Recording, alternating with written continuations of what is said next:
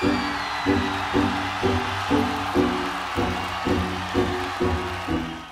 guys, it's a Superstar 0717 here today.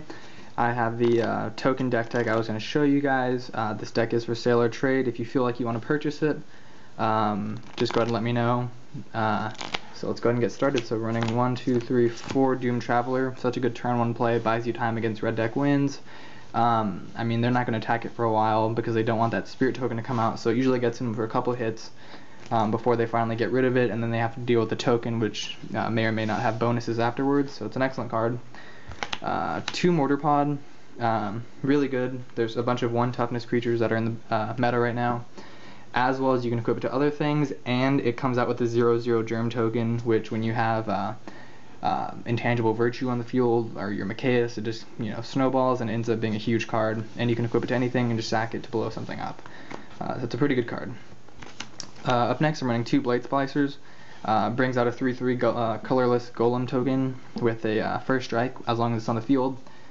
Puts in a lot of work, and it's definitely a good card. And it's a pretty good card. 2-for-1s are always nice. Up next, you got the 4 Hero Blade Hold. These are the pre-release promos, I believe. And pretty good card. Does a lot of work. If you can drop double Blade Hold with the Battle Cry bonuses and the Intangible Virtue, it's usually game. So, great card. Up next, we have 2 Geist Honored Monks. She's a 5-drop, so she is kind of big, but she brings out 2 tokens, which are 1/1s, and with the other bonuses, they are flying as well. So, she brings out 2 pretty large tokens, and she gets +1 for every creature you control, or +1/1, excuse me, for every creature you control. So she ends up being pretty big herself. She comes out at least 3/3, and she'll have the tokens that are probably going to be boosted by Intangible Virtue, so she puts in a lot of work in this deck. So 2 of those. And last but not least, I run 3 Mikaeus. Mikaeus is pretty good. You can drop him early, and he can kind of snowball him up. You can drop him late, and he's just devastating. Putting the counters on everything is nice, especially when you attack with your Blade Hold, get the tokens, then tap, and they get the extra pluses. It's really good. So 3 Mikaeus, really great card, and definitely has a lot of synergy with the deck.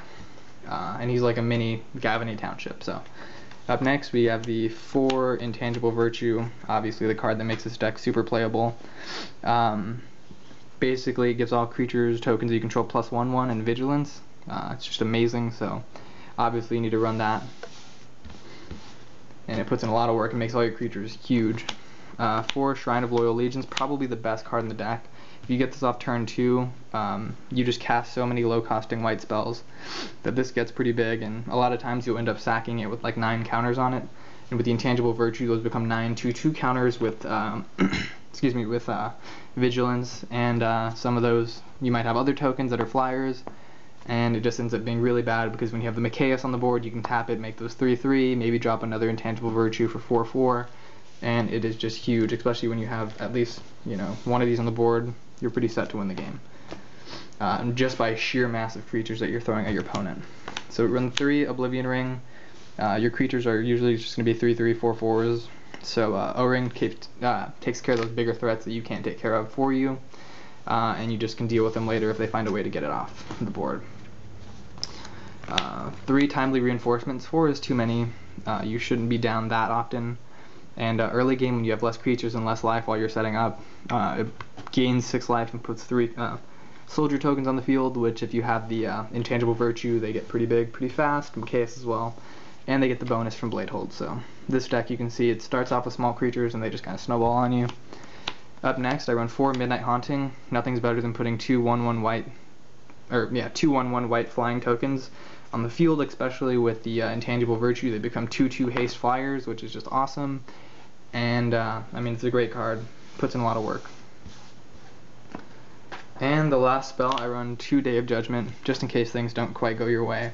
It's good to drop a Day of Judgment, and then next turn sack your Shrine, and just maintain your field presence. It's really good, especially when your opponent starts to play down their resources. So 2 Day of Judgment. Okay, so onto the mana. I'm running 1, 2, 3, 4, 5, 6, 7, 8, 9 planes. If you buy this, you can get these planes. I think I have some like non-hollow ones, but if you want these, more power to you, I guess. 3 forests. Same Onslaught series, I think. Then 1, 2, 3, 4 Razor Verge Thicket, just so you can hit that Gavony Township green when you need it, because that card is just amazing. 4 Sun Petal Grove, obviously for the green as well. And last but not least, we have 4 Gavony Township. Sacrifice, or you tap 4 mana and you tap this card. One of the mana needs to be green, and all your creatures get +1/1, and that's pretty much it.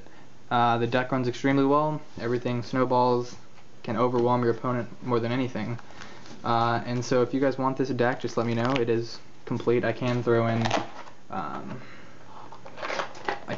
these if you want, or yeah, sure, I can throw in the other stuff. But I mean, I have a bunch of tokens that you could get for free, I guess.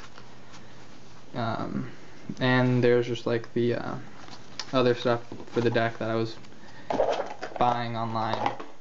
So that's the deck. It'll come with the deck, the sleeves, a deck box, and the tokens. The tokens won't have sleeves, though. I need those blue sleeves for something else. And these are new Player's Choice sleeves. I just bought them to sleeve up the deck and to play test a little bit.